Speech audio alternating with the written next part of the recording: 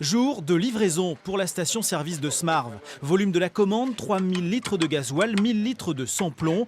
Juste de quoi tenir la semaine pour Francis Baudin, installé ici depuis 1993. 20 ans de métier et une installation qui, depuis quelques jours, répond aux futures normes environnementales européennes. Avant, les bouches étaient enterrées, étaient enterrées dans le sol. Ils étaient à fleur de terre, donc c'est défendu. Faut plus qu'il y ait aucun contact avec la terre, on va dire. En cas de fausse manœuvre du camion, là, voilà, si ça dépote, ça tombe ici. Puis après, ça suit. Coût des travaux, 50 000 €. Mais impossible pour Francis de régler seul la facture. Car ce n'est pas la vente de carburant qui le fait vivre, c'est bien la mécanique. Cette nouvelle réglementation a donc bien failli lui faire accrocher définitivement sa combinaison de pompiste à l'ancienne. Je me suis posé la question, déjà. Puis après, a déjà fallu voir ce que c'était les normes. Parce que là, il n'y avait pas grand monde qui était au courant. Puis après, arriver à le faire chiffrer.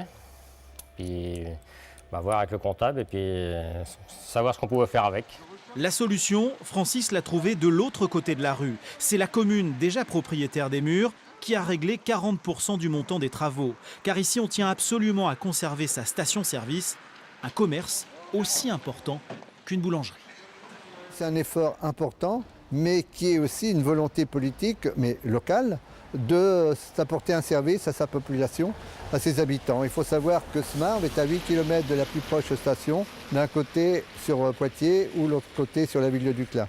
Et nous avons, le gérant a un produit d'appel ici qui lui amène une nouvelle clientèle, notamment de Ligugé, Iteuil, les gens de passage. L'exemple de Smarve est bien sûr exceptionnel. Toutes les stations indépendantes n'obtiendront pas d'aide pour financer ce passage aux normes. Seul espoir pour les plus fragiles, un report de cette mise en conformité à 2020 qui pourrait être adopté par le Sénat. Trop tard pour la station de Saint-Martin-l'Art, dans le sud Vienne. Ces pompes à carburant ont définitivement fermé il y a 2 mois.